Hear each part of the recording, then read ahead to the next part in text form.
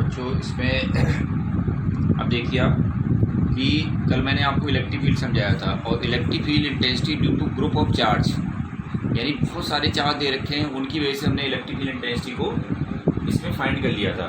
ठीक है नहीं, अब उसमें हम बहुत ज़्यादा क्वेश्चंस नहीं करवाते हैं क्योंकि हम बहुत सारे क्वेश्चंस जो है पहले ही कर चुके हैं इसमें। ठीक है, बिल्कुल वैसे ही क्वेश्चन होंगे जैसे हम पहले कर चुके हैं। जैसे फोर्स में आपने क्वेश्चंस किए थे, बिल्कुल वैसे ही क्या होंगे, इलेक्ट्रिक फील्ड में भी क्वेश्चंस आएंगे। तो अब देखो आप इसमें, अब हम इसमें थोड़ा सा आगे बढ़ते हैं। इसमें देखिए आप इलेक्ट्रिक लाइंस ऑफ फोर्सेज, ये बहुत इंपॉर्टेंट है, इसमें क्वेश्चन आने की बहुत पॉसिबिलिटी रहती है, तो इसमें थोड़ा ध्यान देने की जरूरत है। Electric lines of forces, electric lines of forces, या इसको इलेक्ट्रिक फील्ड लाइंस भी आप उसको बोल देते हैं। तो देखिए आप इसमें इसकी डेफिनेशन देखते हैं।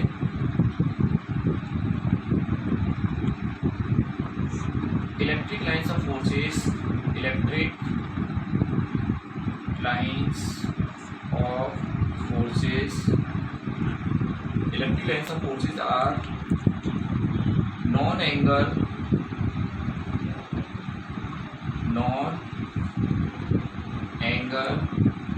Imaginary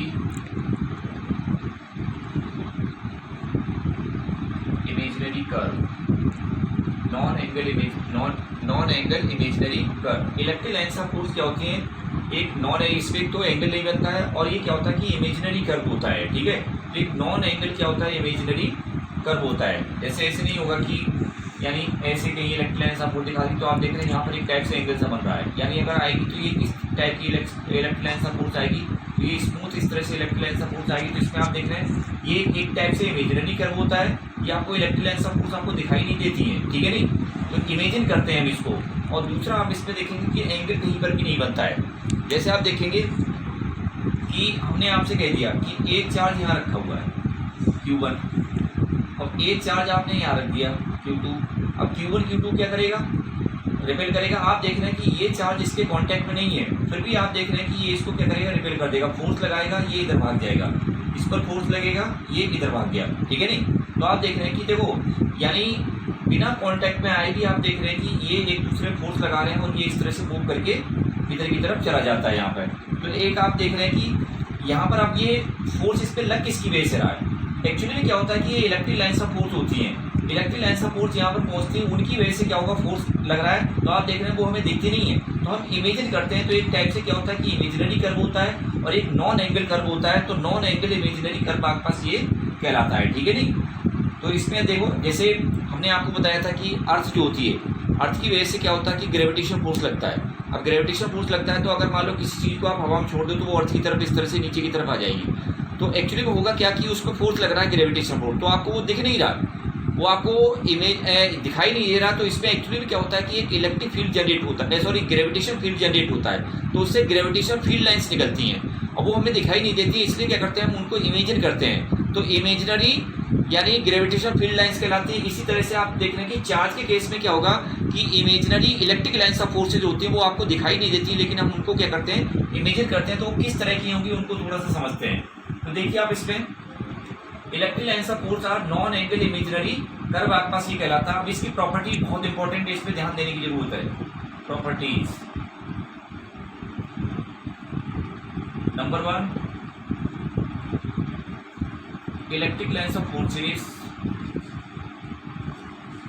electric lines of forces originate from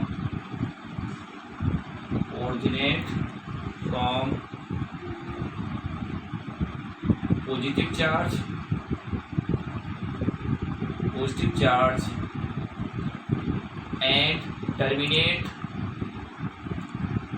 and terminate at negative charge।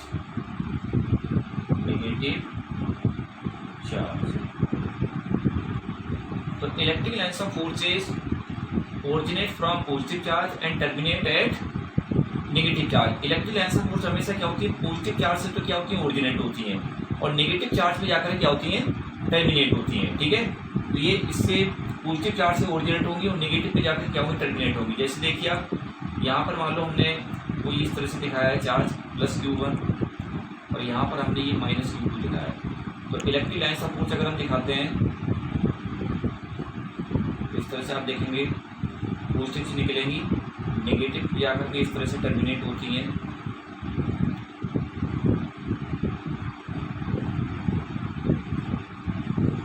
ठीक है,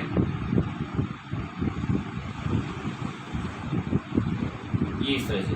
तो electric lines of force always originate from positive charge and terminate at negative charge, यानी पॉजिटिव चार्ज से ओरिजिनेट होंगी और नेगेटिव पे जाकर टर्मिनेट होंगी। अब जैसे देखिए आप इसमें अगर मान लो क्या है कि दोनों पॉजिटिव चार्ज ही हो, अगर दोनों पॉजिटिव चार्ज है तो चलो मैं दूसरी प्रॉपर्टी बता देता हूँ तब समझ में आए। दूसरी प्रॉपर्टी देखिए आप, in case of individual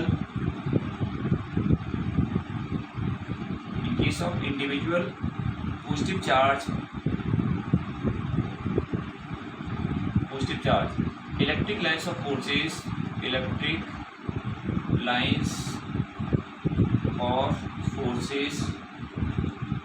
originate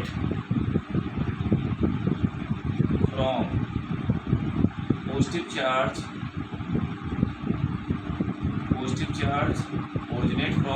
charge and negative charge. देखो इलेक्ट्रिक लाइन्स ऑफ फोर्स हमेशा पॉजिटिव से ओरिजिनेट होती है, नेगेटिव पे जाकर टर्मिनेट होती है। लेकिन अगर आपको खाली पॉजिटिव चार्ज दे रखा है तो उस कंडीशन में आप देखेंगे इलेक्ट्रिक लाइन्स ऑफ फोर्स क्या होगी, पॉजिटिव चार्ज से तो ओरिजिनेट होगी एंड टर्मिनेट। अब हम ये अज्यूम करके चलेंगे कि नेगेटिव चार्ज कहाँ रखा है, इनफाइनाइट पे, तो ये इनफाइनाइट पे जाकर टर्मिनेट होगी and terminate at infinite,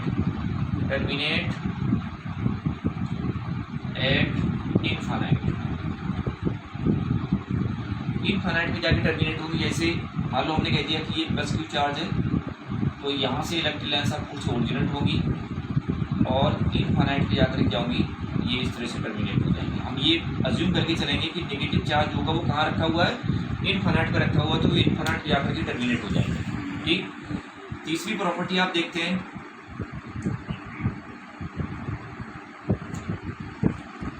in case of individual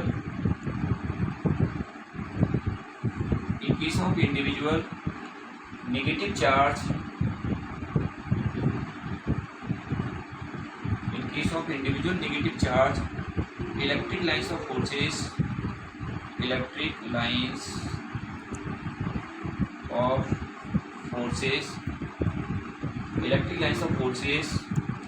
originate. अब नेगेटिव चार्ज पे हमेशा टर्मिनेट होती है, तो ओरिजिनेट कहाँ से होगी, इनफाइनाइट से, originate from infinite and terminate at the charge.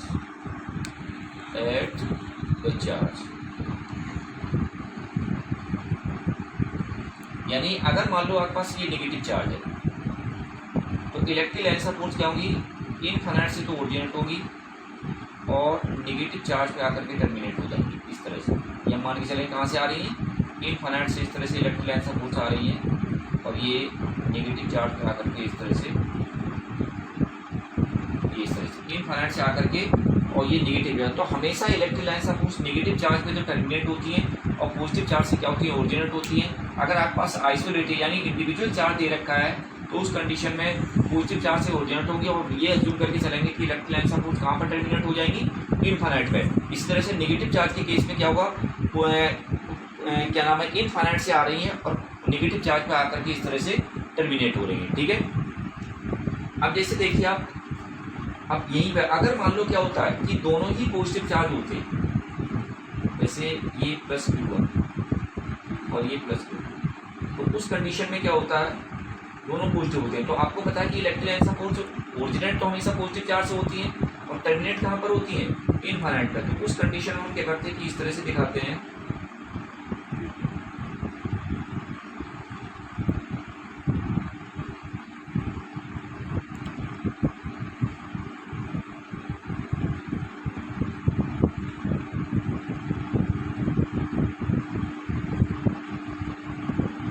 तरह से हम दिखा देंगे।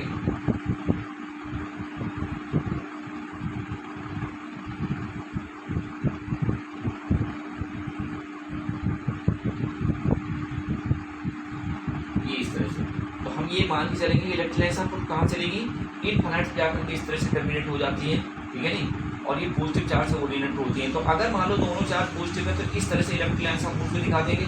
अगर ये दोनों नेगेटिव होते हैं तो बस एरो क्या होता है, उल्टा आ जाता है इस तरह से। इलेक्ट्रिक लाइन सपोर्ट क्या होती है, इनफिनिट से आ रही होती है और ये इस तरह से आपके पास ये फिगर यहाँ पर बन जाती है। तो कभी कभी आपके पास इस तरह से भी हो सकता है। तो इलेक्ट्रिक लाइन सपोर्ट की प्रॉपर्टी आपके बहुत ध्यान में होनी चाहिए, इस पर थोड़ा फोकस रखने की जरूरत है, ठीक है। चलो और देखो आप, नेक्स्ट प्रॉपर्टी हम देखते हैं।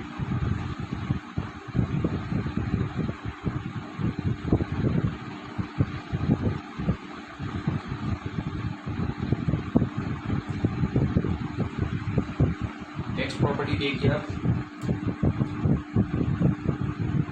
Next fourth property.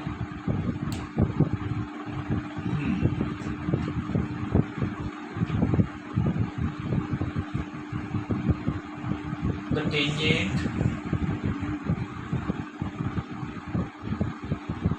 tangent at any point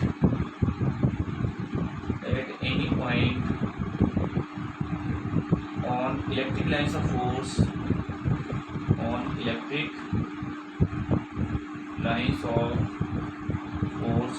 the tangent at any point on electric lines of force shows the direction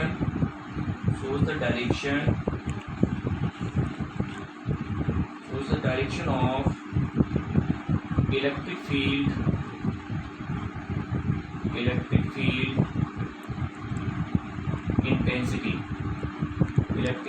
intensity और इलेक्ट्रोस्टैटिक फोर्स भी कह सकते हो, electrostatic force at that point.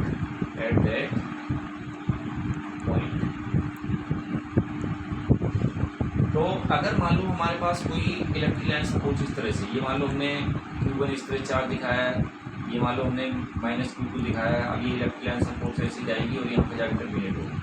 बहुत सारी इस तरह से होंगी, ऐसे आप दिखा सकते हैं, ऐसे जाएंगी। तो अब देखिए आप, अगर मान लो किसी पॉइंट पर हम टेंजेंट ड्रॉ करते हैं यहाँ पर, तो यहाँ पर टेंजेंट जो कि वो क्या करेगी, इलेक्ट्रिक फील्ड की, तो यहाँ पर इलेक्ट्रिक फील्ड की डायरेक्शन ही आ गई। यहाँ आप ड्रॉ करेंगे तो यहाँ पर इलेक्ट्रिक फील्ड की डायरेक्शन ही आ जाएगी। यहाँ ड्रॉ करो तो आप इलेक्ट्रिक फील्ड की डायरेक्शन आपके पास ही आ जाएगी। तो इलेक्ट्रिक लाइन सपोर्ट के ऊपर किसी पॉइंट पर टेंजेंट जो होती है वो क्या करती है, इलेक्ट्रिक फील्ड की डायरेक्शन को रिप्रेजेंट करती है। तो ये इलेक्ट्रिक फील्ड इंटेंसिटी की डायरेक्शन को शो करेगी, ठीक है। नेक्स्ट प्रॉपर्टी देखो आप, electric lines of forces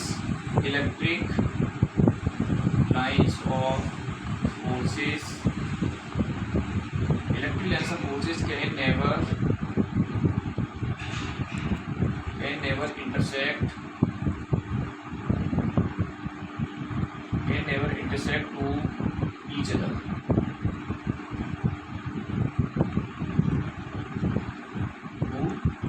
Electric lines of forces can never intersect to each other. यानी इलेक्ट्रिक लाइन ऑफ फोर्स कभी एक दूसरे को इंटरसेक्ट नहीं कर सकती है। जैसे देखिए आप, अगर मान लो हमने आपसे कह दिया एक इलेक्ट्रिक लाइन ऑफ फोर्स ऐसे दिखा दी और एक आपने ऐसे दिखा दी, अब ये दोनों इंटरसेक्ट कर रही है। तो इंटरसेक्ट कर रही है, तो अगर देखेंगे आप, अब देखो इस इंटरसेक्शन पॉइंट पे आप देख सकते हैं, इधर भी हम टेंजेंट ड्रॉ कर सकते हैं और यहाँ भी टेंजेंट ड्रॉ कर सकते हैं। यानी इसका मतलब क्या है कि इलेक्ट्रिक फील्ड की दो डायरेक्शन हो सकती है एक ही पॉइंट पर। जहाँ पर भी इलेक्ट्रिक, क्योंकि हमें पता है कि the tangent at any point on electric line of force shows the direction of क्या होता है, इलेक्ट्रिक फील्ड होता है, इलेक्ट्रिक फील्ड की डायरेक्शन को शो करती है। तो अगर मान लो कोई दो इलेक्ट्रिक लाइन ऑफ फोर्स अगर किसी पॉइंट पे एक दूसरे को इंटरसेक्ट करती है, तो उस कंडीशन में क्या होगा कि उस इंटरसेक्शन पॉइंट पे हम दो टेंजेंट ड्रॉ कर सकते हैं। इसका मतलब इलेक्ट्रिक फील्ड की दो डायरेक्शन होगी, तो ये पॉसिबल नहीं, क्योंकि हमें पता है कि जितनी वेक्टर क्वांटिटी होती है तो उनकी एक पॉइंट पे केवल एक ही डायरेक्शन पॉसिबल हो सकती है, एक पॉइंट पे कभी भी दो डायरेक्शन पॉसिबल नहीं हो सकती है। इसलिए कभी भी दो इलेक्ट्रिक लाइन्स ऑफ फोर्स होगी कभी भी एक दूसरे को इंटरसेक्ट नहीं कर सकती हैं। अगर वो इंटरसेक्ट करेंगी तो इसका मतलब उस पॉइंट पर क्या होगा, दो इलेक्ट्रिक फील्ड की डायरेक्शन होगी, जो कि आपके पास पॉसिबल नहीं है, ठीक है नहीं। तो ये आपके पास फिफ्थ प्रॉपर्टी होगी। नेक्स्ट देखिए आप इसमें सिक्स्थ प्रॉपर्टी,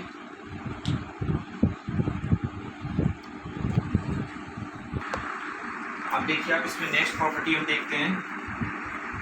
कि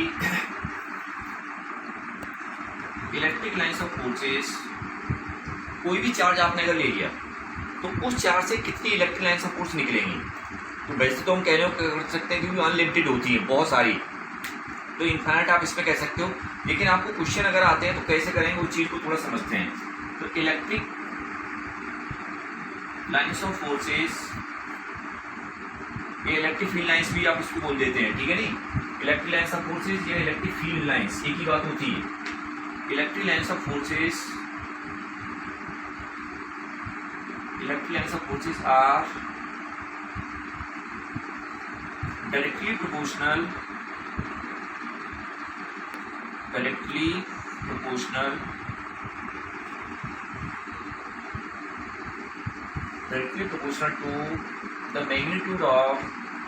to the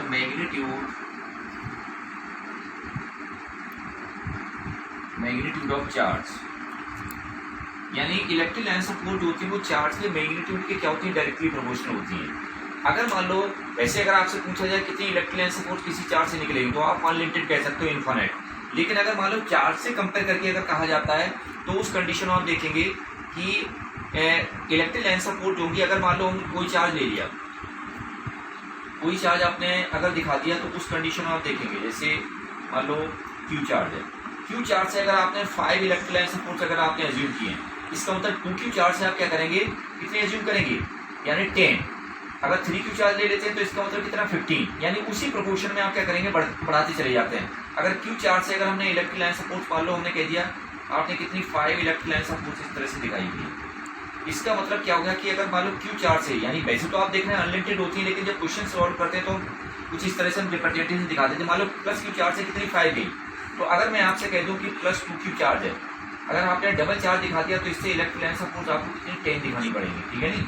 तो उस कंडीशन आप देख रहे हैं इससे कितनी इलेक्ट्रिक लाइन्स ऑफ फोर्स निकलेंगे,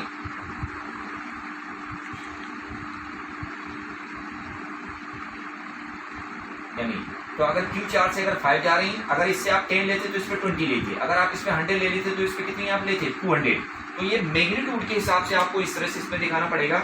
यानी अगर मान लो अब आप अगर कोई यहाँ पर 1 लाख अगर मान लो इलेक्ट्रिक लाइन्स ऑफ फोर्स दिखाता है तो इसमें आपको 2Q चार्ज से कितनी 2 लाख आपको दिखानी पड़ेंगे।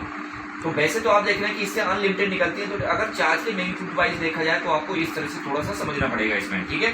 ये चीज़ थोड़ा सा ध्यान रखनी है। जैसे देखिए आप कुछ चीज़ों समझते हैं हम,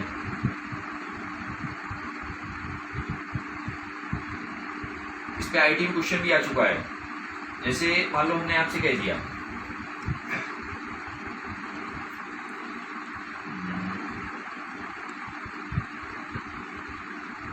ये Q1 चार्ज है और ये आपके पास माइनस Q, ठीक है। तो यहां पर देखेंगे आप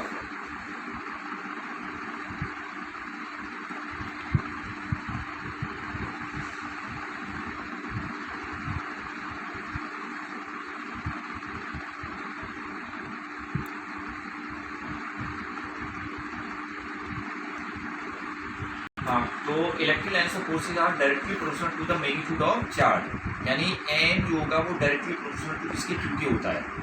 Q जितना ज़्यादा होगा number of electric lines of force आप क्या करेंगे उतनी ज़्यादा इसमें दिखाएंगे। जैसे मान लो अगर मैं आपसे ये कह देता हूँ कि ये हमने कोई चार्ज इस तरह से दिखाया है और ये इलेक्ट्रिक लाइन्स ऑफ फोर्स इस पर दिखा रहे हैं,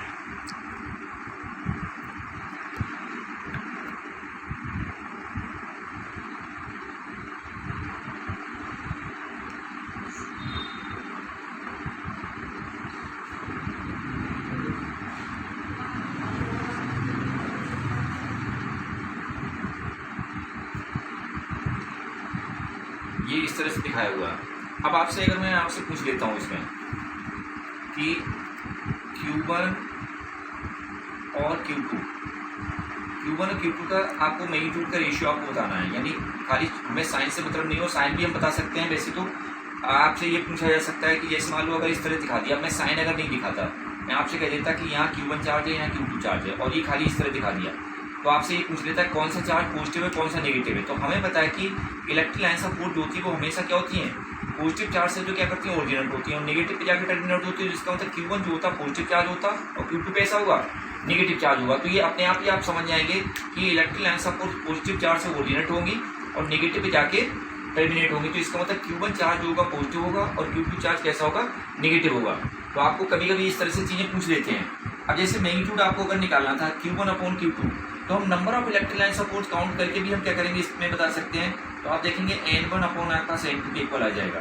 तो Q1/Q2 इक्वल टू, इससे आपने देखा कितनी इलेक्ट्रिक लाइन सपोर्ट्स आपने शो किए हैं, 1 2 3 4 5 6 7 8 9, इससे 9 आपने शो किए हैं। और N2 इस पे कितनी टर्मिनेट हुई हैं, 1 2 3 4 5 6 टर्मिनेट हुई हैं, 9/6, यानी Q1/Q2 इक्वल टू आपके पास किसका आ जाएगा, 3/2, यानी इनके चार्ज का रेशियो जो होगा वो 3 और 2 का होगा। तो ये इस तरह से आप क्वेश्चंस में बता सकते हो यहाँ पर।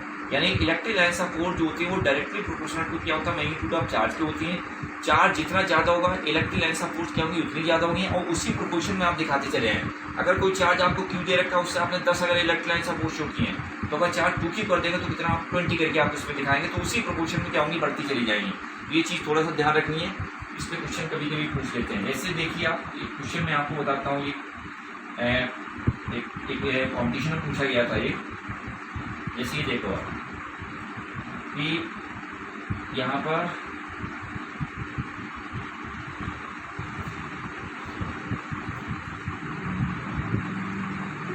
एक तो IIT का क्वेश्चन मैं पहले आपसे पूछता हूँ थोड़ा सा। एक ही देखो IIT में क्वेश्चन पूछा गया था, ये चार्ज इन्होंने दिखाया था Q1 और ये चार्ज इन्होंने Q2 ऐसे दिखा दिया था, ठीक है। और यहाँ से इलेक्ट्रिक लाइन सपोर्ट इन्होंने ऐसे दिखाई थी।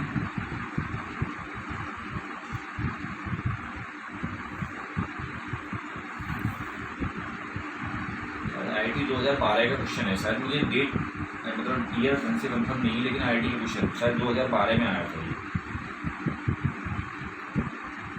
ये मोर देन वन ऑप्शन में करेक्ट था, IIT एडवांस का क्वेश्चन था ये इस तरह से इन्होंने दिखाया था। अब इसमें ऑप्शन उन्होंने दे रखे थे, ये क्वेश्चन आपको दे रखा था इस तरह से, ये Q1 चार्ज था और ये Q2 था, और इस तरह से फिगर उन्होंने बना रखी थी, और ऑप्शन आपके पास ये इस तरह से थे। ये 6 क्वेश्चन में इसी में मैं समझा रहा हूँ आपको, ठीक है। इसमें ऑप्शन आपके पास ये इस तरह से थे। फर्स्ट ऑप्शन आपके पास ये था, magnitude of Q1 is greater than magnitude of Q2। Second option आपके पास ये था, magnitude of Q1 is lesser than magnitude of Q2। Third option आपके पास ये था,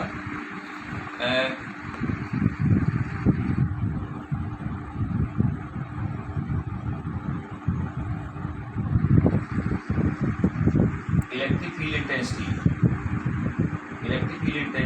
is 0 to the left of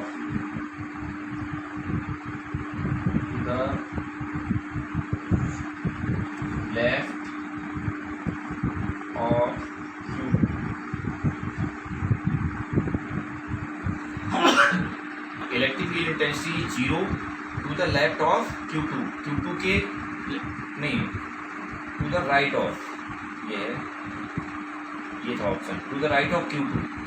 और फोर्थ ऑप्शन आपके पास था, electric field intensity is 0 to the left of Q1। ये आपके पास 4 ऑप्शन थे, उनमें आपको बताना करेक्ट मल्टीपल यानी more than one option correct था क्वेश्चन ये। तो देखो सबसे पहली बात तो आप देखेंगे इस पर कि हम देख लेते हैं, ये Q1 चार्ज है और ये Q2 चार्ज है।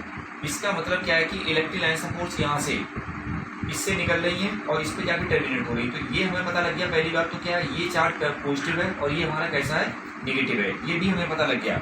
इससे आपको देखो कुछ चीज़ें और पता लगेंगी जो आपने पीछे पढ़ी, यानी Q1 चार्ज होगा वो हमारा पॉजिटिव चार्ज है और Q2 चार्ज जो है वो हमारा कैसा है, यानी निगेटिव चार्ज है। पहली बात ये पता लग गया। अब दूसरी चीज़ आप इसमें देखेंगे, मैग्नीट्यूड किसका, जिससे इलेक्ट्रिक लाइन सपोर्ट ज़्यादा निकल रही है उसका मैग्नीट्यूड ज़्यादा है, जिससे इलेक्ट्रिक लाइन सपोर्ट कम पहुंच रही है उसका मैग्नीट्यूड क्या है, कम है। तो आप देख रहे हैं कि यहाँ से 1 2 3 4 5 6 7 8 9 इलेक्ट्रिक लाइन सपोर्ट्स निकल रही है।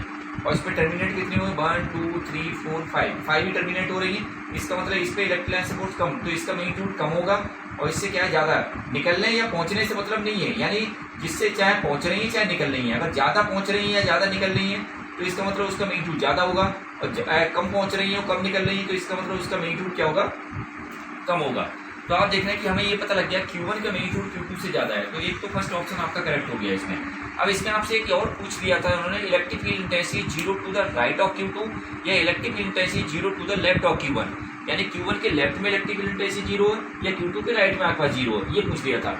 अब आप देखो हमने आपको पढ़ाया था कि इक्विलिब्रियम, अब याद करो हमने आपको बताया कि इलेक्ट्रिक फील्ड इंटेंसिटी फोर्स में क्या है, E इक्वल टू आपके पास क्या होता है, F अपॉन आपका जो भी टेस्ट चार्ज आप रख देते हैं Q0 होता है। तो जहां अगर मान लो हम अगर F इक्वल टू आप ये भी कह सकते हो Q0, जो भी चार्ज वहां रखा है इनटू आपके पास E करके निकाल सकते हो।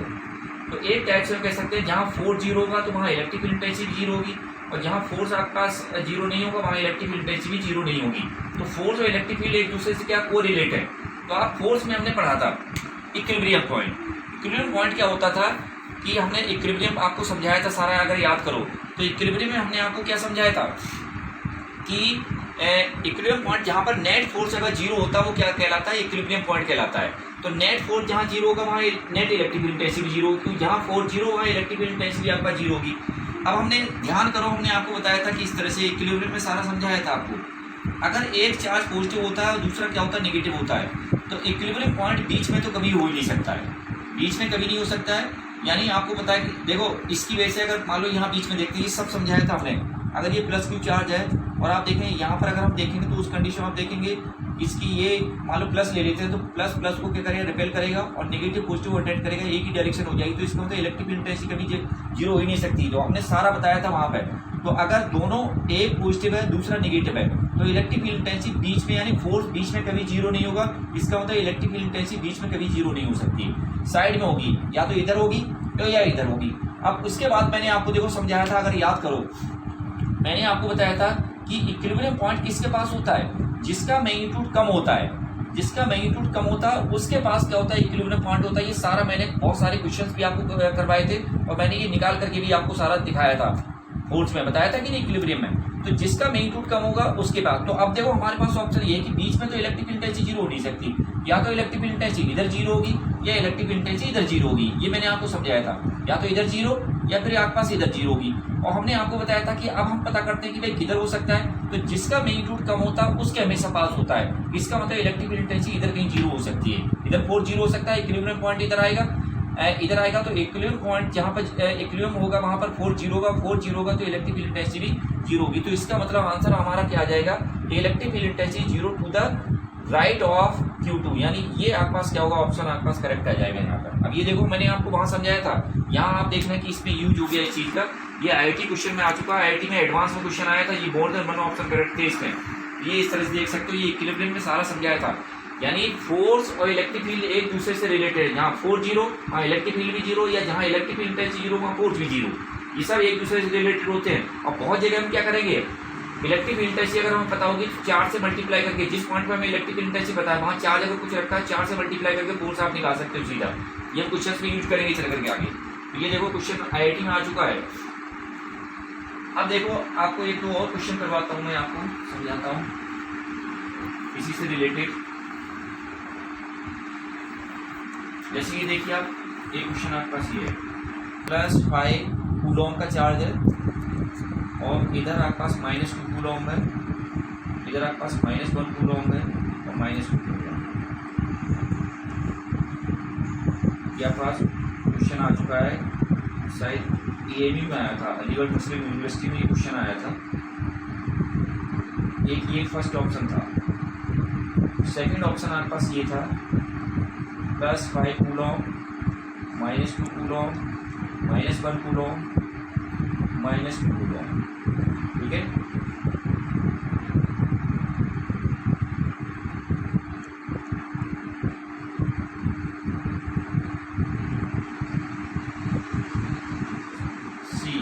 सी ऑप्शन आपके पास ये +5 कूलॉम। अब इसमें देखिए आप -2 कूलॉम, -1 कूलॉम और -2 कूलॉम।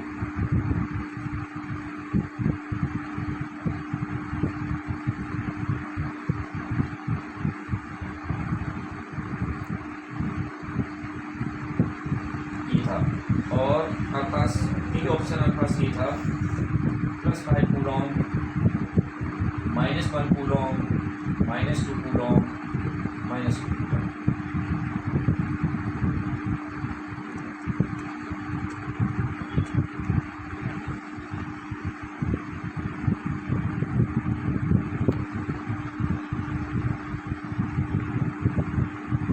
इस तरह से 4 ऑप्शन आपको दे रखे थे, आपसे पूछा था which of the following option is correct, इनमें से कौन सा ऑप्शन आपके पास करेक्ट है। अब देखो यहाँ से समझने वाली बात क्या है, यहाँ भी टोटल चार्ज कितना 5 कूलॉम है, और इनका माइनस माइनस ये मिलाकर के भी टोटल क्या हो सकता है 5 कूलॉम होगा। तो इसका मतलब क्या है कि जितनी इलेक्ट्रोलाइट्स हम यूज होंगी यहाँ से ओरिजिनेट होंगी, वो सारी की सारी इन पर टर्मिनेट हो जाएंगी। अगर मान लो मैग्नीट्यूड कम हो ज़्यादा होता है, जैसे मान लो हमने आपसे कह दिया यहाँ पर ये +Q1 है और ये -Q2 है, जैसे अभी हमने आपको समझाया था, तो इलेक्ट्रोलाइट्स फोर्स हमने ऐसे शो की थी, जैसे आपको दिखाई थी। तो अगर मान लो किसी से ज़्यादा ओरिजिनेट हो रही है, लेकिन उस पर मैग्नीट्यूड अगर कम है तो इस पर कम पहुँचेंगी, तो उस कंडीशन में क्या होता है कि इस तरह से हम दिखा देते हैं। इसका मतलब ये जो बची हुई इलेक्ट्रोलाइट्स फोर्स कहाँ चली जाती है, इनफाइनाइट पे जाकर चली जाती है, ठीक है। और अगर इसका मैग्नीट्यूड कम होता और इसका ज़्यादा होता तो यहाँ से कम निकलती, लेकिन इस पर टर्मिनेट ज़्यादा होती, तो ये जितनी निकलती वो सारी टर्मिनेट हो जाती है, और इनफाइनाइट से आती हुई आपको क्या होती है, अम्पेयर होती है इस तरह से, ठीक है नहीं। तो ये इस तरह से हो गई, तो इसका मतलब ये इलेक्ट्रोलाइट्स फोर्स कहाँ चलेगी, ये इनफाइनाइट पे जाके टर्मिनेट हो जाती है अगर इसका मैग्नीट्यूड कम होगा। लेकिन अगर मान लो यहाँ 5 कूलॉम है और इनका भी टोटल नेगेटिविटी कितना 5 ही हो रहा है, तो इसका मतलब जितनी इलेक्ट्रोलाइट्स फोर्स ओरिजिनेट होगी वो सारी की सारी यहाँ पर टर्मिनेट हो जाएंगी। तो अब देखिए आप इस वाले चार्ज से 5 कूलॉम पर, तो इससे 5 इलेक्ट्रोलाइट्स फोर्स ओरिजिनेट हो रही है, 1 2 3 4 5। तो इसका मतलब सारी सारी इस पर टर्मिनेट होनी चाहिए, तो इस पर जा करके टर्मिनेट हो रही है, इस पर 3 और इस पर 1। तो इसका मतलब ये तो पॉसिबल नहीं होगा, क्योंकि हमें पता है कि अगर मान लो मैग्नीट्यूड ज़्यादा है तो इलेक्ट्रोलाइट्स फोर्स क्या होगी ज़्यादा, अगर प्लस है तो इसका मतलब ज़्यादा ओरिजिनेट होगी, अगर मान लो माइनस अगर है तो उस कंडीशन में ज़्यादा क्या होगी, टर्मिनेट होगी उसमें जाके। तो आप देख रहे हैं ये -2 है, ये भी -2 है, तो इन पे है तो दोनों चार्ज बराबर, तो इन पे बराबर तो आ रहे हैं, लेकिन 1 कूलॉम पे आप देख रहे हैं कि ज़्यादा इलेक्ट्रोलाइट्स फोर्स टर्मिनेट हो रही है, जबकि इसका मैग्नीट्यूड कम है। तो इसका मतलब ये पॉसिबल ही नहीं हो सकता है, क्योंकि इनका मैग्नीट्यूड ज़्यादा है तो इन पर ज़्यादा टर्मिनेट होनी चाहिए, और इसका मैग्नीट्यूड कम है तो इस पर कम टर्मिनेट होनी चाहिए। तो ये भी ऑप्शन हमारा रॉन्ग हो गया। इसमें अगर हम देखते हैं तो इसमें तो आप देख रहे हैं कि दिख ही रहा है आपको, यहाँ पर 2 है, यहाँ 2 है, तो इस पर इक्वल टर्मिनेट होनी चाहिए, वो भी नहीं हो रहा है, और ये 1 है और ये 2 है, इस पर इक्वल हो सकती है, तो ये हो ही नहीं सकता यहाँ पर। इस पर आप देखो, यहाँ पर आप देखो 5 कूलॉम से निकल रही है 5 इलेक्ट्रोलाइट्स से, इन दोनों के मैग्नीट्यूड सेम है, तो इसका मतलब सेम इलेक्ट्रोलाइट्स फोर्स इन पे जाकर टर्मिनेट हो रही है। और आप देख रहे हैं इसका मैग्नीट्यूड कम है तो इस पर कम आपके पास टर्मिनेट हो रही है। तो इसका मतलब क्या हो जाएगा कि आप देख रहे हैं कि अगर 5 कूलॉम से 5 निकल रही है तो 1 कूलॉम पे 1 पहुँचनी चाहिए, 2 कूलॉम पे 2 पहुँच जानी चाहिए, और इस 2 कूलॉम पे भी 2 पहुँच जानी चाहिए। दो बराबर चार्ज है तो इक्वल चार्ज है, तो इन पे इक्वल इलेक्ट्रोलाइट्स फोर्स टर्मिनेट होनी चाहिए। तो इसका मतलब ये वाला ऑप्शन हमारा क्या है, करेक्ट है यहाँ पर, ये वाला, ठीक है नहीं। तो इस पर आप देख रहे हैं इसका मैग्नीट्यूड ज़्यादा है, इसके कंपेरिजन तो इस पर ज़्यादा जा रही है, ठीक है नहीं। और आप देख रहे हैं इसका कम है तो इस पर, और इन दोनों के मैग्नीट्यूड बराबर है, तो इस पर आप देख रहे हैं कि दोनों के इक्वल इलेक्ट्रोलाइट्स फोर्स आ रही है। तो इसका मतलब ये वाला ऑप्शन करेक्ट होगा, ये भी गलत हो जाएगा, ये -2 है, ये 2 है, तो इस पर ये भी पॉसिबल नहीं होगा, तो ये ऑप्शन आपके पास करेक्ट हो जाएगा। ये कभी कभी आपसे इस तरह से क्वेश्चन पूछ लेते हैं, तो ये चीज़ें आपको थोड़ा सा ध्यान रखने की है, ठीक है। अच्छा, अब देखिए आप इसमें नेक्स्ट प्रॉपर्टी हम देखते हैं। नेक्स्ट प्रॉपर्टी हमारे पास आएगी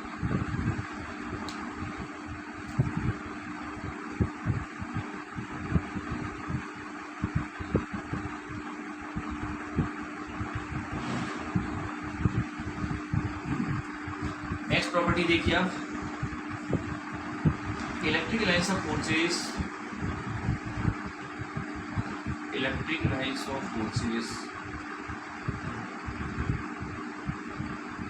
forces originate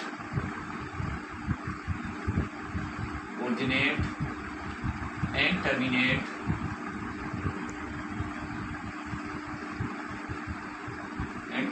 perpendicular to the surface of conductor, तो इलेक्ट्रिक लाइन्स ऑफ फोर्स जो होती हैं ओरिजिनेट, जो कंडक्टिंग सरफेस होती है उससे हमेशा परपेंडिकुलर क्या होती है, ओरिजिनेट होती है, परपेंडिकुलर क्या होती है, इसमें टर्मिनेट होती है, ठीक है। जैसे देखिए आप कि मान लो हमने आपसे कह दिया, ये आपने कोई सरफेस इस तरह से, तो इलेक्ट्रिक लाइन्स ऑफ फोर्स कैसे आएंगी, परपेंडिकुलर आकर के इस पे इंसिडेंट होगी और परपेंडिकुलर क्या होगी इससे ओरिजिनेट होगी। या अगर मान लो मैं ऐसे दिखा देता हूँ इस फ्लेयर कर ये सरफेस, इसमें परपेंडिकुलर क्या होता है, रेडियस के अलॉन्ग होता है। तो अगर मान लो इलेक्ट्रिक लाइन सपोर्ट ऐसे आ रही है, ये इसके अलॉन्ग क्या होंगे, इस तरह से मुड़ जाएंगे।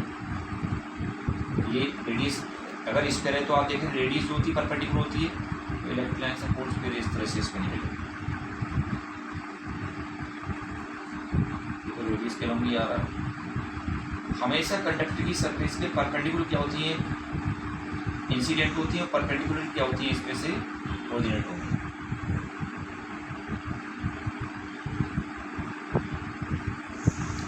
ये एंगल नहीं बनाती है इलेक्ट्रिक लाइन सपोर्ट, ऐसे करके इस तरह से मुड़ती हैं, ये इस तरह से। तो किसी भी कंडक्टर की सरफेस से इलेक्ट्रिक लाइन सपोर्ट परपेंडिकुलर आकर के इंसिडेंट होती है, परपेंडिकुलर क्या होगी इससे ओरिजिनेट होंगी। ये चीज़ आपको इसमें ध्यान रखनी है। अच्छा, जैसे देखिए आप इसमें एक्चुअली भी इसका कारण क्या है वो थोड़ा सा अगर मैं आप समझना चाहूँ तो मैं बता ही देता हूँ। इसकी कोई ज़रूरत नहीं, ऐसी आप इसमें लर्न कर सकते हो कि जैसे मान लो किसी कंडक्टर की सरफेस, अगर मान लो इलेक्ट्रिक फील्ड में हम क्या करेंगे, किसी चार्ज को रखेंगे। अभी मैंने आपको बताया था कि F इक्वल टू किसको होता है, Q इंटू ई के इक्वल होता है, ठीक है नहीं।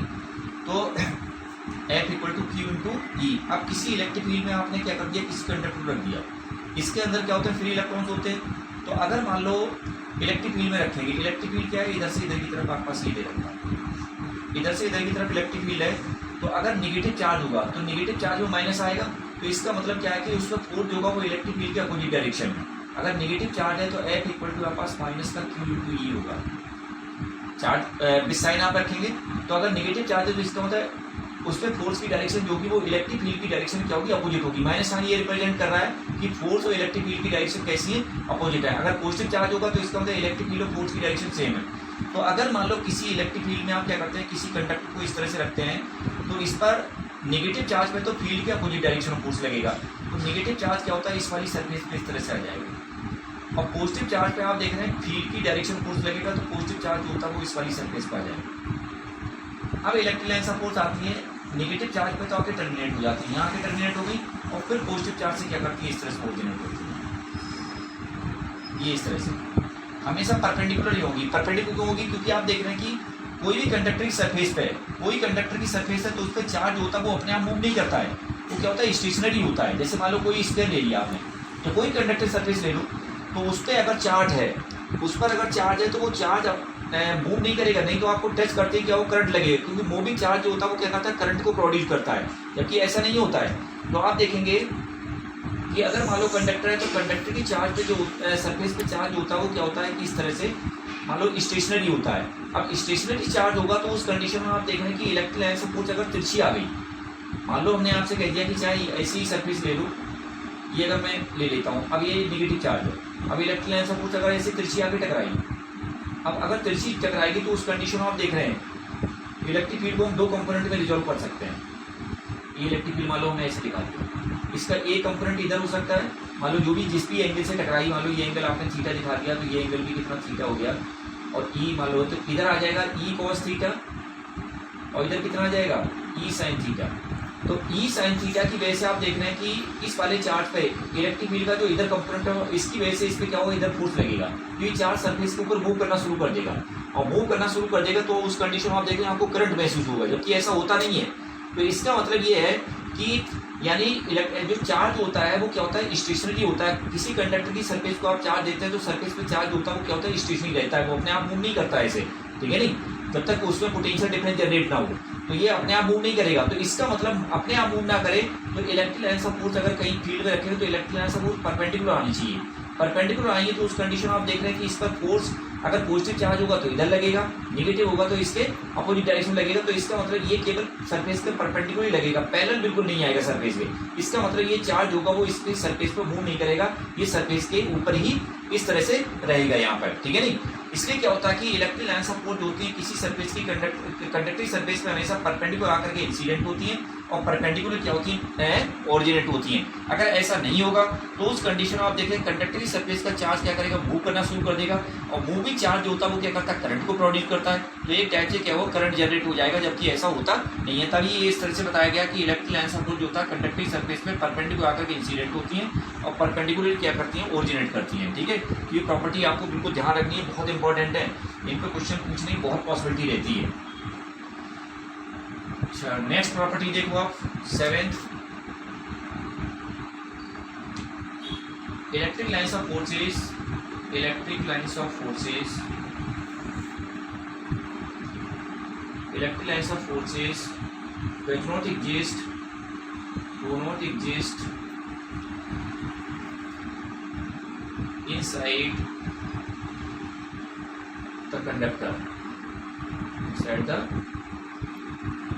Conductor. Electric line of force जो होती है वो कंडक्टर के अंदर एग्जिस्ट नहीं करती कभी भी, क्योंकि अब आप देखें कंडक्टर के अंदर क्यों एग्जिस्ट नहीं करती, क्योंकि हमें पता है कि कोई भी कंडक्टर होता है, कंडक्टर हमने आपको प्रॉपर्टी पढ़ाई थी शुरू में, टोटल चार्ज जो होता है वो कंडक्टर कहाँ रहता है, सरफेस पे, तो कंडक्टर के अंदर चार्ज एग्जिस्ट ही नहीं करता, इसलिए electric line of force conductor के अंदर कभी भी एग्जिस्ट नहीं करती। जैसे मान लो हमने आपसे कह दिया कि ये अगर इस तरह से सरफेस है तो इलेक्ट्रिक लाइन ऑफ फोर्स इस तरह से आएंगी,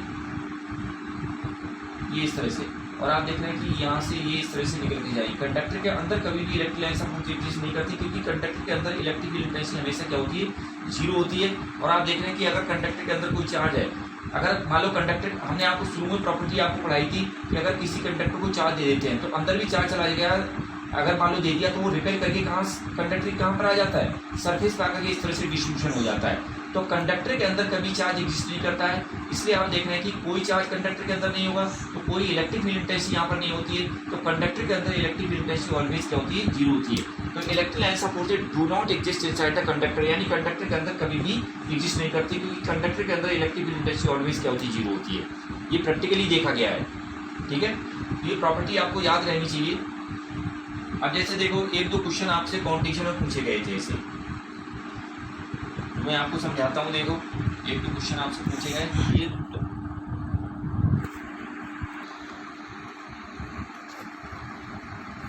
जैसे देखो एक क्वेश्चन ये पूछा गया था, ये भी IIT में आया था, लेकिन ये बहुत पहले आया था, तो आसान क्वेश्चन है, कुछ भी दिक्कत नहीं है इसमें। देखो इसमें आपको इस तरह से दिखाई गई थी,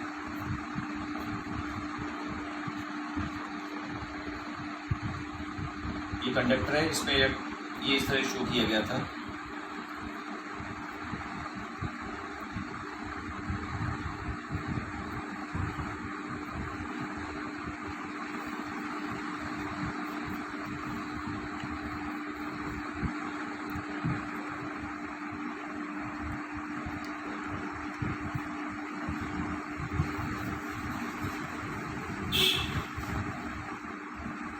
ये इस तरह से दिखाया गया था। इसमें ये 4 इलेक्ट्रिक लाइन ऑफ फोर्स आपको दिखा रखे हैं, 1st, 2nd, 3rd and 4th। आपसे पूछा गया विच ऑफ द फॉलोइंग, ये क्वेश्चन है क्वेश्चन टाइप से, which of the following electric line of force is correct, इसमें कौन सी electric line of force correct होगी। तो आप देख रहे हैं कि पहली बात तो ये वाली इलेक्ट्रिक लाइन ऑफ फोर्स जो है वो कंडक्टर के अंदर जा रही है, तो कंडक्टर के अंदर तो इलेक्ट्रिक लाइन ऑफ फोर्स कभी एग्जिस्ट नहीं करती, तो ये भी पॉसिबल नहीं होगी। ये भी electric line of force conductor के अंदर जा रही है, तो ये भी पॉसिबल नहीं होगी। ठीक है, ये तो 2 बेसिक कैंसिल आउट हो गई। अब दूसरा आप देखेंगे हमारी प्रॉपर्टी क्या थी, इलेक्ट्रिक लाइन ऑफ फोर्स जो होता है कंडक्टर की सरफेस पे परपेंडिकुलर आकर के इंसिडेंट होती है, परपेंडिकुलर निकलती हैं। अब स्फीयर के केस में परपेंडिकुलर क्या होता है, रेडियस के अलॉन्ग होता है, तो आप देख रहे हैं ये इलेक्ट्रिक लाइन ऑफ फोर्स यहाँ परपेंडिकुलर आकर के इंसिडेंट नहीं हुई और ना ही परपेंडिकुलर निकल गई है, इसका मतलब ये भी electric line of force possible नहीं होगी। अब ये देखो इलेक्ट्रिक लाइन ऑफ फोर्स आई और ये देखो सरफेस, ये सेंटर है, इसके अलॉन्ग आकर के इस तरह से मुड़ गई, ये इसके अलॉन्ग आकर के इस तरह से बेंड कर गई। तो आप देख रहे हैं इसका मतलब, अब ये देखो परपेंडिकुलर आकर के इंसिडेंट हो रही, परपेंडिकुलर निकल रही है और कंडक्टर के अंदर भी एग्जिस्ट नहीं कर रही, इसका मतलब ये वाली इलेक्ट्रिक लाइन सपोर्ट जो वो क्या है, हमारी करेक्ट इलेक्ट्रिक लाइन सपोर्ट है। तो फोर्स आपके पास क्या होगी, करेक्ट इलेक्ट्रिक लाइन सपोर्ट होगी। ये भी IIT में पूछा गया था, लेकिन बहुत पहले क्वेश्चन पूछा गया था, तो ये चीज़ें आपको थोड़ा सा इसमें ध्यान रखनी है कि इलेक्ट्रिक लाइन सपोर्ट एक तो कंडक्टर के अंदर एग्जिस्ट नहीं करती हैं और कंडक्टरी सरफेस पे हमेशा परपेंडिकुलर आकर के इंसिडेंट होती हैं, परपेंडिकुलरली ओरिजिनेट होती हैं। जैसे एक देखो ये क्वेश्चन और था, जैसे मैं आपसे पूछ लेता हूँ कि ये आपके पास ये स्फेरिकल सेल है, ये JEE मेन में आया था क्वेश्चन, स्फेरिकल सेल कंडक्टिंग थोड़ी थिकनेस इसकी और ये इसका सेंटर था और यहाँ पर कोई चार्ज रख दिया था इन्होंने। अब इसमें इलेक्ट्रिक लाइन्स ऑफ फोर्स आपको दिखाई गई थी। एक इलेक्ट्रिक लाइन्स ऑफ फोर्स ये, ठीक है, और एक इलेक्ट्रिक लाइन्स ऑफ फोर्स ये।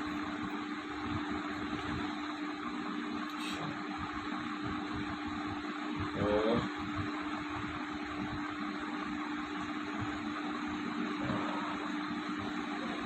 एक इलेक्ट्रिक लाइन्स ऑफ फोर्स ये, एक ही।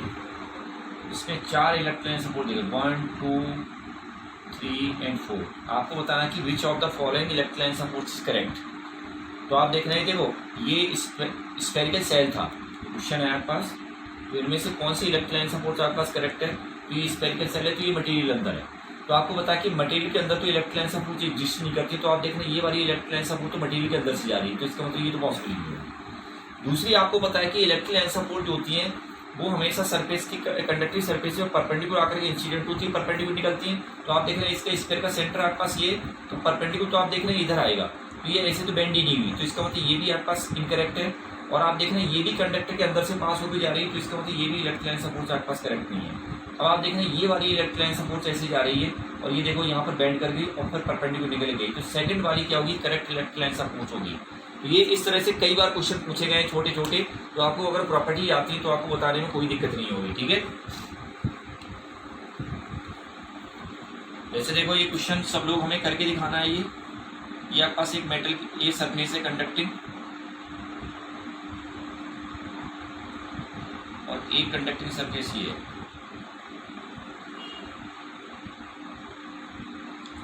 और यहाँ बीच में क्या है, स्फीयर रखा हुआ है, ये स्फीयर रखा हुआ है, इस पर ये पॉजिटिव चार्ज है, इस पर ये सरफेस, इस पर नेगेटिव चार्ज है।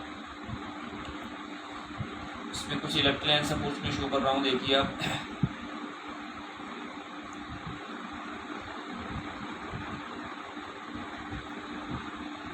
ये कंडक्टिंग स्फीयर है, ये भी, ये सब कंडक्टिव प्लेट्स हैं, ठीक है। एक ही है,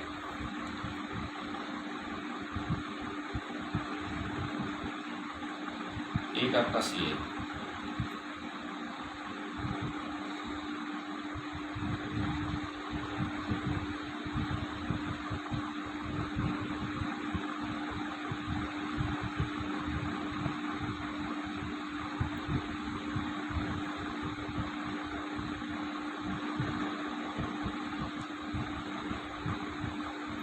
एक ही थी, और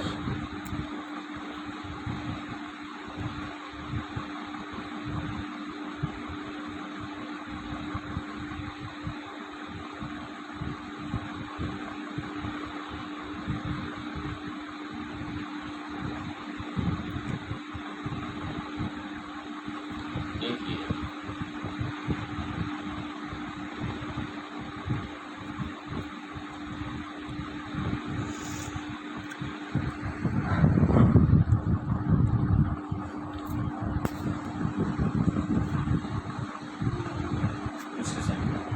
ये 1 है, ये 2 है, ये 3 है और ये 4 है। इसी तरह से ये 1, ये 2 आ रही है निकल के, ये 3 और ये 5। ये भी मेटल की सरफेस ही है। आपको बताना है विच of the following electric line supports is correct, 1 2 3 4 में से कौन सी करेक्ट है, ये आपको सब लोगों को बताना है। ये आंसर आपको मैसेज करना है, ठीक है। नहीं ये क्वेश्चन आपके पास है, ये सॉल्व करके दिखाएंगे सब, ये सब लोग क्वेश्चन करके दिखाएंगे। तो आज नहीं रहने देते हैं, कल आगे देखेंगे, ठीक है।